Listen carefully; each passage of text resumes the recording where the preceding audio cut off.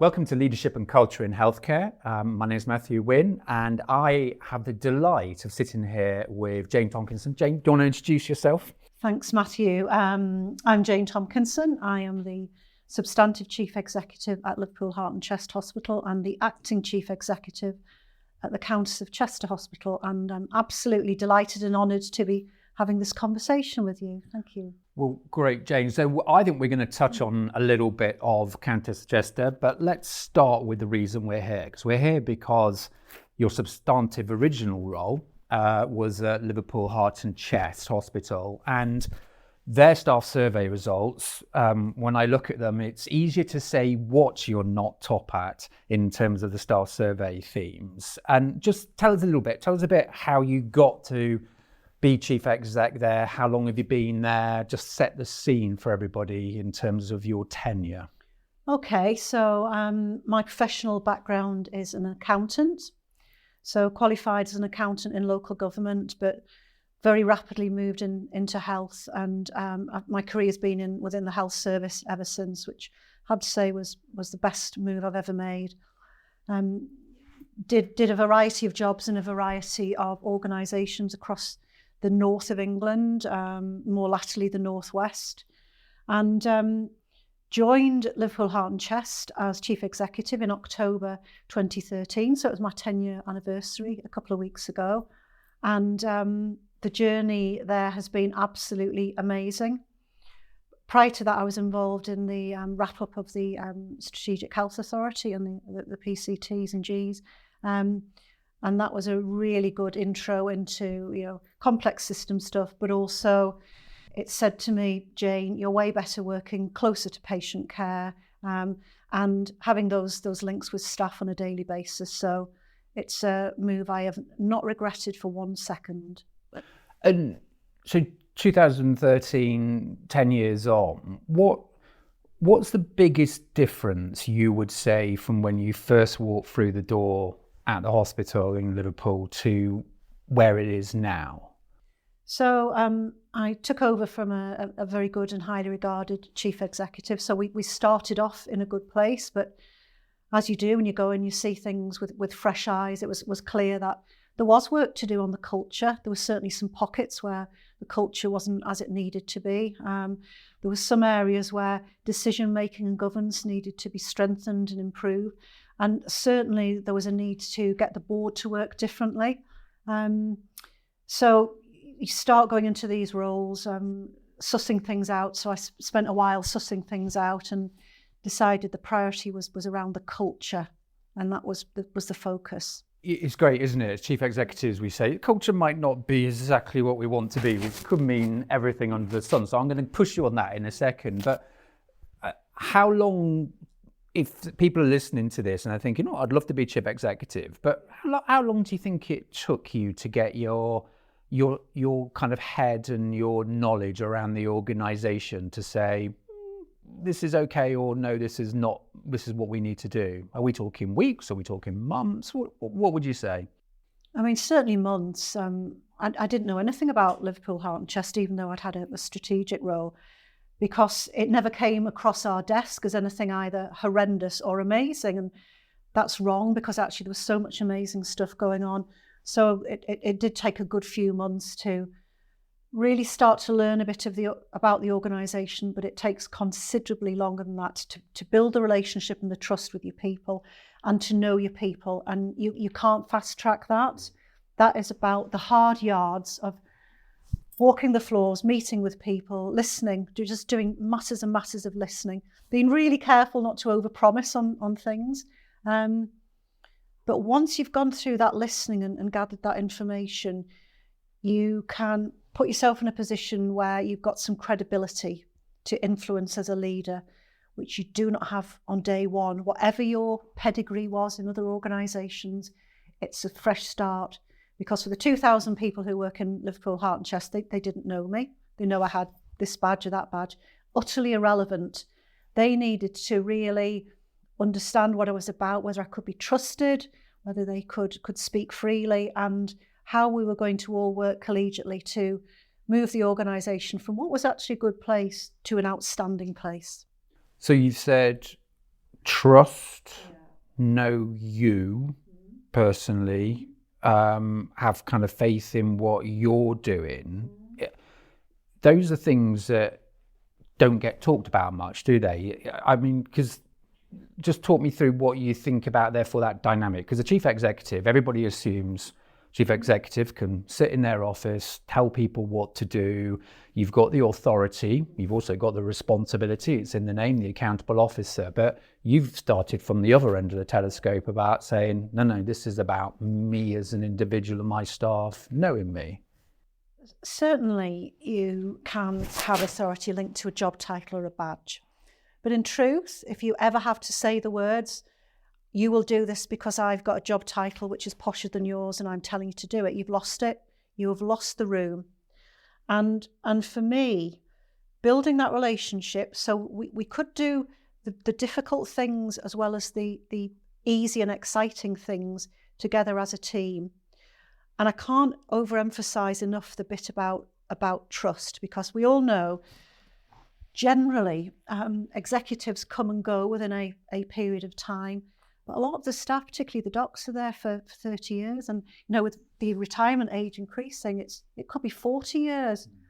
So they see a stream of executives coming and going. So how do I believe this person's going to hang around and support us? And the only way you get that is when they start to trust you. And trust comes from visibility, being really clear what the ambitions are, communicating regularly and effectively, and your actions backing up your words. Otherwise, if you lose the room, you lose the team, you've lost the trust, and the task is incredibly hard. I remember a consultant, when I was first chief exec, said to me, he eyed me, and it was a he, and he knows who he is. If he's listening to this, I'm sure he'll email me afterwards or text me. And he said, "How long are you going to be here, Matthew?" And what he meant by that was, can I do business with you? Can I trust you to do your work? It's really important, isn't it, that link? Well, it really is, because actually you cannot make any form of cultural leadership shift in a short period of time. Now, it suits some colleagues to move on relatively quickly, and that's absolutely fine for them. But for me personally, my jobs have always been long game. I've never done less than, I think the shortest was 7 years in one organisation. Now, again, you can be criticised for need to move on, fresh eyes. But as long as you keep the enthusiasm and the ambition and your people with you, and you adapt to the changing NHS, personally, that's never been an issue. So therefore, if you think about the culture in the organisation, so if I just look at your staff survey results, I've got them in front of me, from last year, I know we're into the season again, but on the major themes and against the people promise, you've got the top score on nearly everything. I think there's only one that you haven't, or joint top score anyway. How would you package up that culture? How would you say this is how we've created that approach at the hospital? So firstly, it's infinitely easier to do this with 2,000 people than 6,000 at the Countess or 14,000 in the big Luff Trust. So size does, for me, is an important factor. But also, once you've nailed it, the scalability, in my view. But our culture is absolutely based on values, and those values have not been developed in a darkened room by a set of very clever people, particularly external consultants. The values were developed and owned by our team LHCH. And we hold people to account for those values, and we test them through the appraisal process. We refresh them regularly, not the core ones, because actually people are saying to us, actually core values around family and patient-centred care, or accountability, which is a really good one the team came up with, or continuous improvement, they ain't going to change, but some of the sub-elements below them will change. So if everyone has got a really clear view on the values we expect, and we hold them to account for the delivery of those, i.e. we call out when those values are breached, it does create a different culture. And give our listeners a kind of kind of some examples about how you do that? Because one level you could call that quite fluffy. We manage our values. You know, McDonald's have values and put it on their door, on their windows, don't they? Windows, or maybe walls would be better. But how do you hold people to account for values and call people out? What practical things would we see if we walked into Liverpool Heart and Chest? So what practical things? So it's more, you know, it's more walking into Heart and Chest and feeling, smelling, tasting this culture, and that's really difficult to articulate. But if I took you there, you would feel a different culture. Now, you mentioned fluffiness. I am the world's least fluffy person, you know, ex-finance director. But I also recognise we'll put that at the beginning of the podcast. The least fluffy person possible. I'm not fluffy, but I absolutely appreciate that if you want to deliver the best possible care for patients and families and the best possible experience for staff, you've got to get this stuff right. So very early on in developing these values, as I say, with a group of colleagues, obviously a starting point is, you know, involving them in those discussions, communicating, making the values very visible. And if you walk around LHCH, you'll see them plastered everywhere. I would hope most people could read them off without looking at a poster. But also it's about, so Jane, when you talk about teamwork, we actually had a colleague who maybe didn't work as a team player and is going off on a track, but they're really senior, and so we're not delivering on our values and behaviours, and we call it out. So, you know, we're not shy to have the difficult conversation with behaviours that in the past might have been, oh, well, that's just such and such. He or she or they have always behaved in that way. Absolutely unacceptable. So we treat as we want to be treated. We respect everyone. We might have different job titles and badges, but no one in that organisation is more important than anyone else. And if Team LHCH is a jigsaw puzzle with 2,000 pieces, every piece has got to be right. Otherwise, this picture of outstanding care is not going to be comprehensive or embedded. So it was a bit of a tricky question, because I can't show you artifacts or things. It's the embedding. I would say it's probably easier for your exec team, you and probably the non-execs to be able to do some of those, because you know they're in those roles because they've got hopefully quite a lot of experience in dealing with that. How have you supported your kind of junior leaders and your middle managers? Because I actually think those and your kind of clinical directors, because I think those are probably the most difficult jobs in the organisation in terms of leadership. How have you supported them to do that? Because if they don't do what you've just described, it doesn't happen, does it? Correct. And I'm not saying for 1 minute that 100% of 2,000 people are amazing at all of this. But again, we've empowered people to call it out and speak up through what we called our HALT campaign, which was about when you think something's not right or a behaviour is inappropriate, you can call it out. And I'll give you a couple of examples here. So that's not just clinical kind of... Oh, it's anyone. It's anything, HALT. This is anything. And HALT stands for, have you seen this? Are you listening to me? Forgotten what the other two are, but I'll come back to those. Are we going to take action? We'll come back to that. But so a good example was a healthcare worker in a clinical area who was concerned about a decision to discharge a patient to their home. Senior clinician felt this was absolutely appropriate for the patient and wanted to proceed. The support worker, so we're talking band 3 here, felt this was unsafe, called it out, escalated, not in a negative or aggressive way, and the discharge was delayed, which was a good thing because the patient then deteriorated. And both colleagues were then applauded, the healthcare worker who called it out and the clinician who did actually then go, okay, I'm going to stop and listen. And that is really powerful, because they all know, whatever job, whatever grade, whatever role, I and the executives will have their backs on this. And that empowers people. And you only need the urban myth of 2 or 3 examples of this happening where people think, well, actually, yeah, I am brave and I will call it out. So there are other examples that I can give you. But really, for me, that was a really crucial one because it had a direct correlation between somebody of a lower grade, somebody with a very senior grade, and a patient safety concern. We've had similar calls out around maybe unacceptable behaviours in clinical settings where maybe something wasn't going right for a senior colleague. They felt that response to this was to shout and be a bit unpleasant. But we all know that the civility piece is really crucial, and incivility in a clinical setting can result in harm. Yeah. So again, behaviours called out there and then, a bit of a pause in proceedings, a bit of a regroup, and then maybe when people have got time to reflect, the outcomes are positive, and so there's no bearing of grudges. But this isn't dead easy stuff, this is.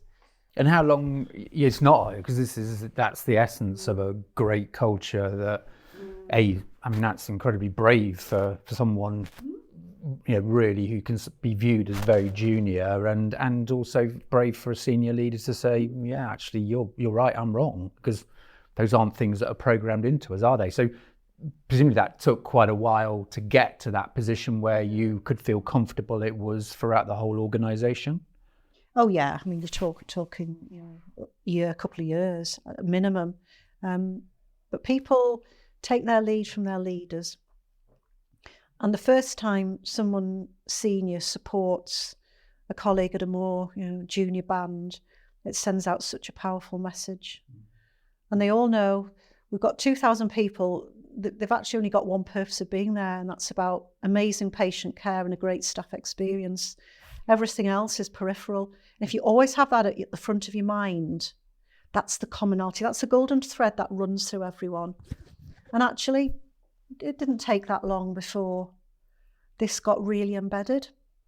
I want to draw some parallels to what also you're doing now as the chief executive of where we are today in Countess of Chester, where I don't know your organisation apart from what you've had in the headlines recently, which must have been just terrible for the leadership team dealing with that and the aftermath and everything that's going on with it. But my sense is everything you've just described, the ability to call out something going wrong, people to listen, to be trusted and to act on it, is possibly the polar opposite of some of the things that have happened in where we are at the moment. So how as a leader are you tackling that in your other role then?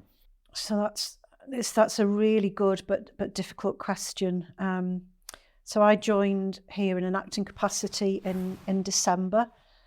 This organisation was in the midst of what was the longest murder trial for the largest number of child murders in UK history, and hadn't just been doing this for a short time. This had been going on since 2015-16.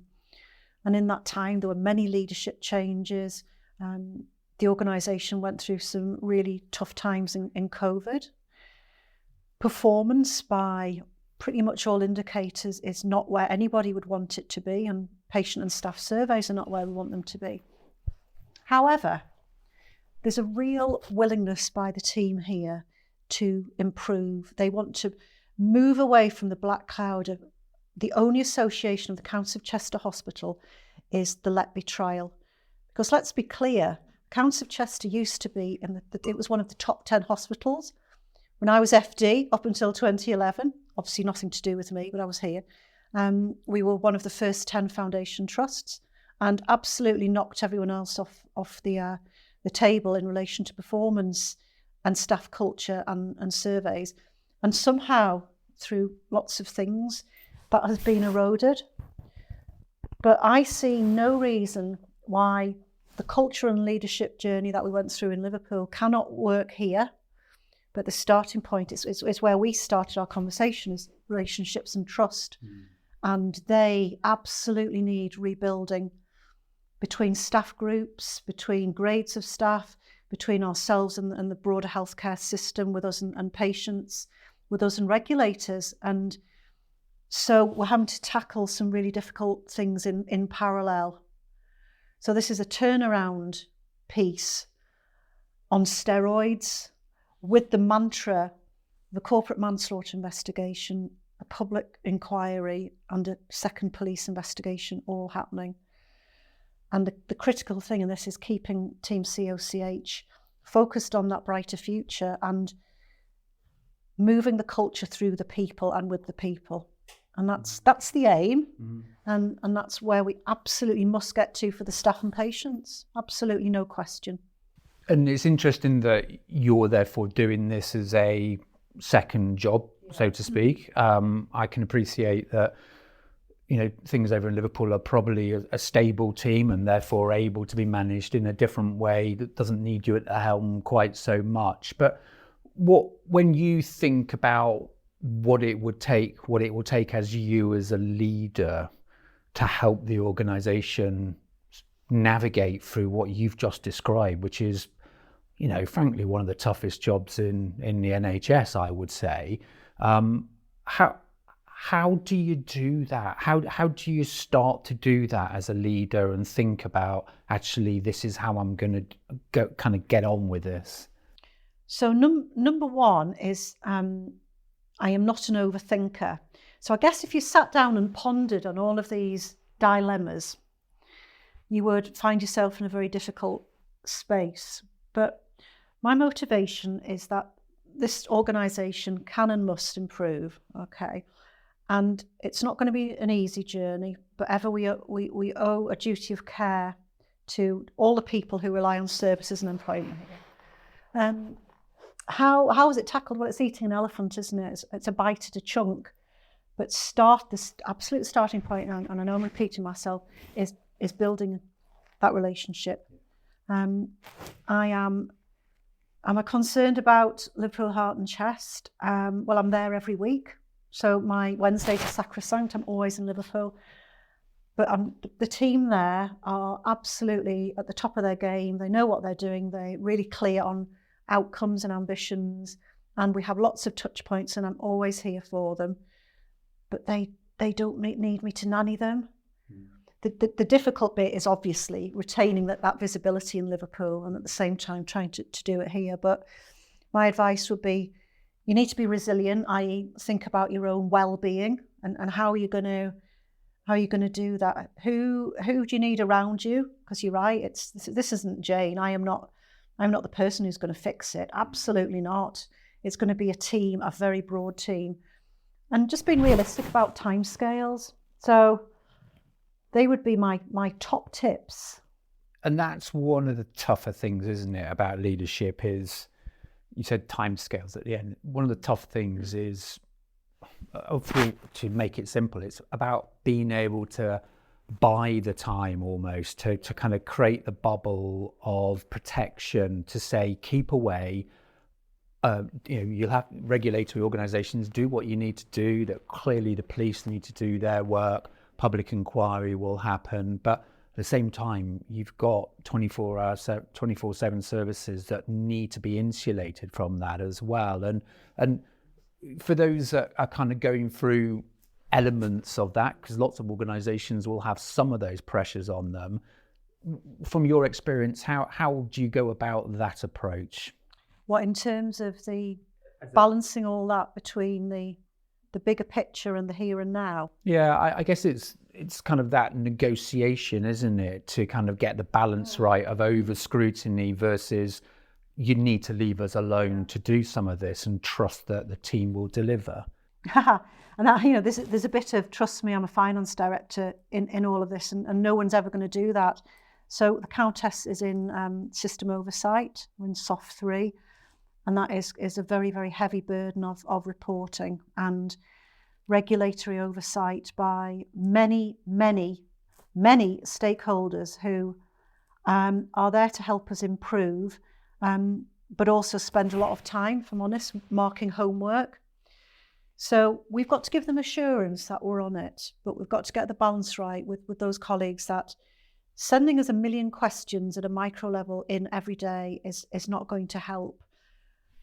Based on our experience of running a great organisation, and just to remind listeners, I'm here on an acting basis, but also my Director of Nursing and Quality is here as Assistant Chief Executive and Director of Strategy and Partnerships. So we've got a bit of a team here, not full time, and we are really tackling some of this together. Like, does CQC trust us? Do the ICB trust us? Do patient groups trust us? No, of course not, because the history has told them something different. But again, we're really open and transparent. We share huge amounts of information. We invite colleagues in to see and help, but always emphasising this improvement journey. So if it took, say, a decade to get to where we are, it ain't going to be fixed in 12 months, particularly with a 25 million deficit hanging over us. So at the same time we're improving, I need to save £20 million this year, even to get to the 25 million deficit. So a bit of air cover, pledge, if Julian Kelly's listening to this, a bit of financial air cover will be really helpful as we work through the thorny issues. And no one more than me understands the need to get the finances as right as we get the quality right and the patient experience and the staff experience right. And so you've talked in droves about culture, really great, and some really sensible, simple, but I recognise lots of it, because actually if we were having a conversation the other way, I'd probably be saying quite a lot of the same stuff to you, but within the context of my own organisation, which is different, because it's 120 sites versus one site type thing, but amongst all of that, this is podcasts about culture and leadership, and so as we kind of wrap things up, talk to me about you then. So how, and there'll be lots of people listening to this that will kind of be thinking, oh, I'd love to be a chief exec, or maybe not do what you're doing at the moment, but love to be a chief exec. But what motivates you to do two tough jobs and to take on, 'cause you had a choice to come over to Countess of Chester, didn't you? You could have stayed in Liverpool and not done that. So what motivates Jane?